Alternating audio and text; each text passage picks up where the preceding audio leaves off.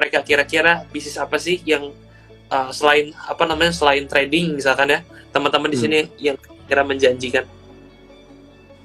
Sebenarnya menurut gue apa ya, dibilang bisnis yang menjanjikan tuh nggak ada ya sebenarnya. Karena gini, gue pakai contoh siapa ya, misalnya gimana ya, bentar. Oke, misalnya gini deh, kita lihat foundernya Shopee, foundernya Tokopedia, foundernya Bukalapak gitu, kita ngomong ya, langsung perusahaan gede aja nih gue nih, kita ngomongin. Mereka semua hampir bisa dibilang mengejar konsep bisnis yang sama ya, tapi punya konsep bisnis juga sama, tapi mereka tuh punya know-how, punya pengalaman, punya circle-nya tuh beda-beda. Jadi hasilnya, outcome-nya juga beda-beda gitu. Kan lu bisa lihat ya, siapa sih hari ini yang ngomongin Bukalapak, siapa sih yang hari ini ngomongin Tokopedia, siapa sih hari ini ngomongin Shopee gitu kan. Kan beda tuh, pasti kan. Temen lu mana yang jual di Tokopedia, temen lu mana yang jual di Bukalapak, temen lu mana yang jual di Shopee gitu kan. Pasti kan ada banyak kan yang jual di mana gitu. Lu tahu sendiri, gue nggak jawab nih. Ntar gue kena ini tuntut lagi. Tapi kan pasti lu lihat nih, walaupun mereka mengejar hal yang sama, bisnis modelnya hampir 100% sama, tapi outcome itu berbeda. Dan menurut gue salah satu dari tiga itu ada yang benar-benar menurut gue sangat kurang sukses ya menurut gue ya. Nah, jadi kan kalau lu ngomong menjanjikan, marketplace menjanjikan sekali, tapi hasilnya kan setiap orang beda-beda ya, karena mereka punya know-how beda-beda, pengalaman beda-beda, sama knowledge beda-beda. Gue pun di bidang gue pun ada kok waktu itu teman sekantor gue yang mulai bisnis sama-sama kayak gue. Tapi hari ini memang mungkin dia memang belum cukup beruntung, akhirnya dia nggak lanjutin lagi, dan dia maksudnya sekarang fokus masih kerja di tempat orang gitu lah, intinya gitu. Jadi memang kalau kita ngomong yang berpotensi, oke, misalnya kita bilang tahun ini, misalnya kita bilang tahun lalu waktu pas ketika 2020 ya, bisnis Alkes adalah bisnis yang paling oke gitu ya. Iya, tapi lu eksekusi coba, banyak waktu itu importer yang beli kemahalan dari Cina, akhirnya nggak bisa jual kan. Nah itu kan sama aja, bisnisnya menjanjikan, tapi kan lu kan nggak ngerti nih harga pasaran, lu juga mungkin nggak punya koneksi di Cina yang benar-benar jujur bisa jual ke lu harga pasar gitu ya. Lu ditipu-tipu harga bagus, harga jelek gitu. Terus akhirnya lu beli, udah gone akhirnya. Lu nggak bisa jual di Indonesia, akhirnya duit lu harus jual rugi gitu kan. Modalnya mungkin nggak balik lagi kalau udah kayak gitu kan, lu udah potong-potong biaya ini itu gitu. Jadi menurut gue sih nggak ada bisnis yang menjanjikan sekali gitu. Kalau dunia startup, kalau lu tanya apa bisnis yang paling bagus ya sekarang, fintech udah pasti gitu kan. Kalau nggak digital banking. Apakah kamu punya skill untuk bikin digital bank gitu kan? Kan mungkin enggak gitu, nggak semua orang bisa bikin skill digital banking kan. Kemarin kan ada satu perusahaan logistik ya, kalau nggak salah, gue nggak mau sebut merek juga, mereka mau bikin perusahaan logistik. Gue bertanya-tanya waktu itu, ini perusahaan logistik kenapa bisa sampai dapat investment puluhan juta US ya? Memang mereka siapa gitu? Bahkan ratusan juta US kalau nggak salah, puluhan apa ratusan ya, gue lupa deh. Terus gue tanya, emang kenapa? Maksudnya, gue ngobrol sama temen gue, maksudnya apa tuh? Kok mereka bisa sampai dapat duit segitu besar gitu ya? Karena kan udah ada Gojek, udah ada Grab gitu. Kenapa? Mereka tuh buat apa lagi ada di situ gitu? Karena itu menurut gue udah lebih dari cukup. Dua yang udah ada ini sekarang yang gede-gede ini, dan banyak banget yang coba. Hah? Ini startup baru berarti ya? Apa baru? Ini startup barunya berarti? Dibilang baru banget ya, lumayan baru lah ya dibandingin Gojek sama Grab ya, paling baru setahun kali gue rasa kalau nggak salah ya, apa mungkin less than 1 year kali jangan-jangan. Terus B kali. Mereka apa? Udah series B kali ya ini, kayaknya gue tahu deh kok. Ya pasti namanya kan keren gitu, kayak Inggris gitu kan. Nah terus dapat invest segede itu kan, gue kaget gitu. Terus maksudnya mereka apa master plan-nya mereka gitu kan, mereka pengen jadi apa? Digital bank katanya. Mereka pengen bikin distribution hub buat gudang-gudang di daerah-daerah, habis itu nanti ujung-ujungnya mereka pengen bikin itu di gudang-gudang daerah itu, nanti mau jual-jual bahan makanan, begitu jual-jual bahan makanan, mereka akan bikin ekosistem, nanti akan bikin digital banking. Terus gue bilang, baiklah gitu. Hebat juga ya kalau sampai ke arah sana gitu kan. Tapi kalau kita lihat foundernya, basicnya ada nggak sih ke sana? Kayaknya belum ada. Cuma mungkin investornya ada gitu kan. Cuman menurut gue itu long fetch banget gitu loh. Kayak long fetch itu apa ya? Kayak apa? Tariknya itu kepanjangan gitu loh. Kayak kita mungkin kita let's say gini ya. Mungkin let's say kita mau nerbangin pesawat dari dalam kamar. Ini kalau gue terbangin pesawat nih, ini ntar kena apa? Bisa kena matanya anjing. Terus ini anjingnya ntar ketabrak mobil, ntar mobilnya bisa nabrak tiang lampu abis itu gitu. Jadi kan emang ada sih kemungkinan ke arah sana, tapi kayaknya long fetch banget gitu. menurut gua ya itu agak susah untuk dieksekusi gitu menurut gua gitu. Cuma bahkan sedangkan maksudnya sekarang yang udah diinvest, udah let's say yang udah IPO aja mau ke arah sana aja susah. Ini lu yang baru mulai kemarin sore nih udah mau nyampe sana nih, hebat banget ya gitu kan. Menurut gua gitu. Dan akhirnya kan terbukti juga nih banyak perusahaan startup itu yang bangkrut dan banyak investor-investor yang kayak ya kita ngomong aja kita ngomong aja apa tuh dari US tuh, aduh gue lupa tiba-tiba, adalah pokoknya yang gede juga dari US, gue lupa namanya apa. Itu juga akhirnya mereka kan udah bilang bahwa sekarang mereka bakal ketat di funding dan for the next 2 years maybe there will be no funding, jadi lu harus survive for the next 2 years, especially the one yang mau develop,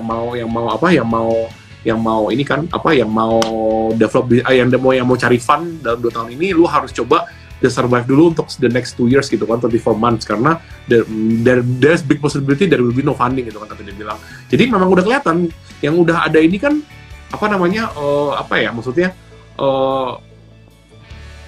maksudnya kita ngomong matriksnya positif lah, growth matriksnya positif, tapi performance perusahaannya minus semua gitu kan. Dan ujung-ujungnya ketika mereka go public IPO, ya kita lihat aja itu semua lomba-lomba investornya untuk exit gitu kan sebenarnya. Ujung-ujungnya malah ujung-ujungnya ke arah sana. Iya, dan cepat apa lambat semua investor, mau itu retail, mau itu dalam bentuk company gitu ya, institutions ya, semua mereka pasti belajar, oh ini ternyata kalau perusahaan-perusahaan seperti ini ketika mereka IPO ini, investornya pengen exit nih. Berarti gue udah harus siap-siap nih, ntar belinya di bottom aja deh, gue gak mau beli pas lagi di atas gitu kan. Jadi mereka tunggu gue nanti ujung-ujungnya nanti, oke lah, let's say yang udah ini berhasil bla bla bla, tapi kan kita lihat juga performance sahamnya hari ini kan, ya gitulah ya, gak gimana-gimana banget kan gitu kan, gak sehebat yang di kumandangan ketika mereka mau ini kan. Ya cuma ya kita ngomong aja, kita lihat aja mau bagaimana kan. Beberapa pembelaan dari mereka kan, mereka bilang katanya dengan ini IPO sebesar ini, makanya dunia internasional akan melirik Indonesia karena ini ada perusahaan tech sebesar ini di Indonesia nih, jadi investor-investor lain akan masuk semua ke Indonesia, katanya kan seperti itu. Ya kita lihat aja ya, semoga benar ya gitu. Soalnya sekarang kan ya lu lihat aja pebisnis yang udah lama aja ya, sekelas kaliber Pak Haritanu gitu ya, kan beliau juga udah mulai ngomong tuh di media pada akhirnya bisnis yang berhasil adalah bisnis yang bisa memberikan hasil positif di performa perusahaannya, bukan bisnis yang bisa kasih growth matrix yang bagus-bagus kan gitu. Ya, karena kan growth matrix itu kan kadang-kadang kan bisa dibuat juga gitu kan. Betul.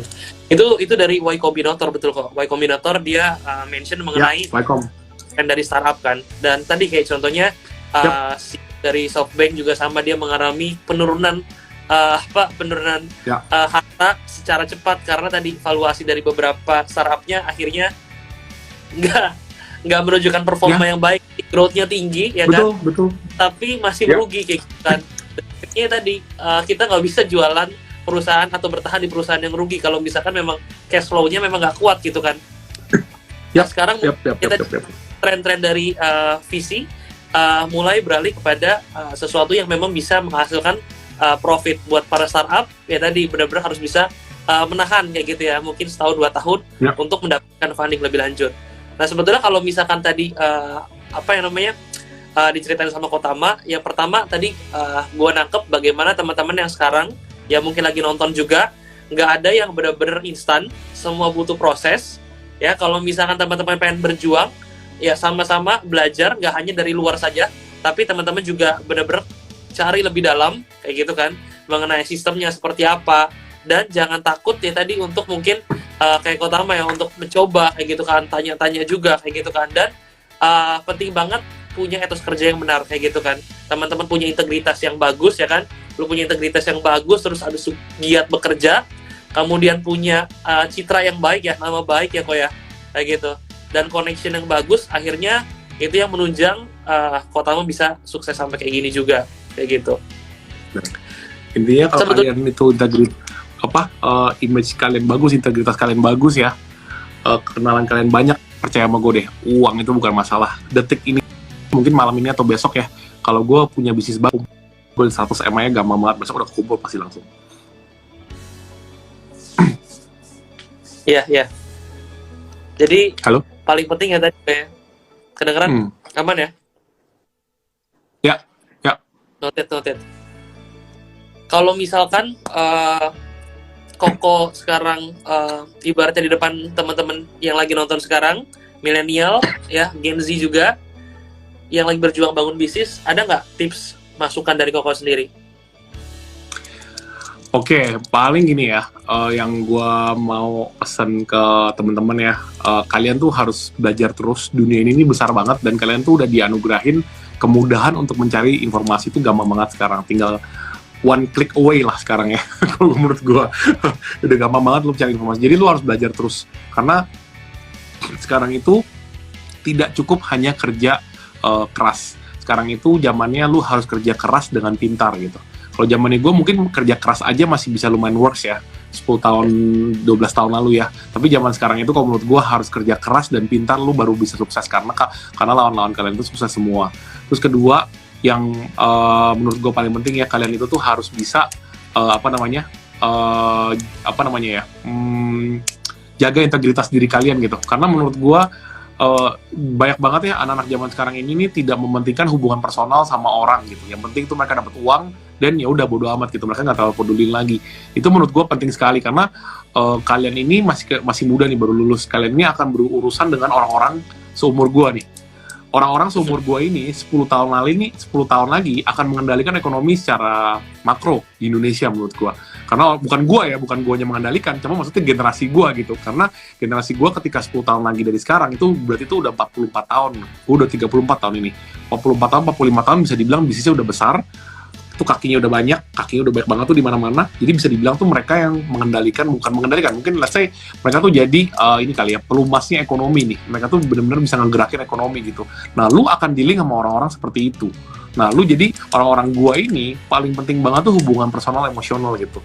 Jadi lu harus benar-benar jaga integriti kalian deh, jangan sampai cacat. Karena zaman sekarang banyak yang kayak mentingin uangnya sekarang, dapat uang puluhan miliar terus kabur gone. Habis itu ya udah mau kemana gitu kan, habis itu nggak punya teman, ya syukur-syukur kalau uangnya nggak habis ya sampai lu tua ya. Kalau uangnya sampai habis mau gimana gitu kan. Dan sekarang ini zaman sosial media nih, lu hari ini kentut sampai nanti ada yang videoin lu, video lu akan ada 100 tahun dari sekarang gitu lu lagi kentut gitu. Jadi jangan macam-macam nih, sekarang nih jejak digital jahat sekali soalnya kan. Kita lihat aja. Jadi ini deh intinya itulah pesan gue dari kalian deh. Buat kalian itu dulu lah dua. Intinya harus bisa ini banyak belajar, terus dari itu harus bisa jaga integrity dan work ethics kalian juga harus bagus gitu. Eventually kan bakal ke arah sana juga. Oke, noted kok thank you banget ya buat malam hari ini ya. Belajar banyak banget sih. Maksud gue ini teman-teman juga gue bakal save nanti videonya juga. Gue yakin maksudnya teman-teman kadang ibaratnya setuju banget teman-teman milenial, apalagi khususnya yang Gen Z ya sekarang ya, rata-rata pengen semuanya instan, pengen semuanya cepat, dan rata-rata tadi balik lagi gimana hubungan interpersonal dengan rekan-rekan, dan juga tadi nyari tim dengan karakter yang bagus, itu memang penting banget untuk jadi fondasi kita ibaratnya bangun bisnis. Tapi lebih daripada itu ya tadi jangan lupa untuk mungkin kalau misalkan mau tanya-tanya ke Koko juga bisa ya kok ya, nanti mungkin chat atau pengen belajar sama Koko kayak gitu ya. Tadi banyak banget yang bilang ya mentor ya, mentor Tama atau banget ya. Siap. Welcome banget sih Kotama ini, jadi jangan takut juga untuk tanya-tanya Kotama berarti ya. Thank you banget ya Kota untuk malam hari ini, nanti gua save. Oke. Siap. Thank you ya for inviting. Thank you for having me. Bye bye semua. Bye semua.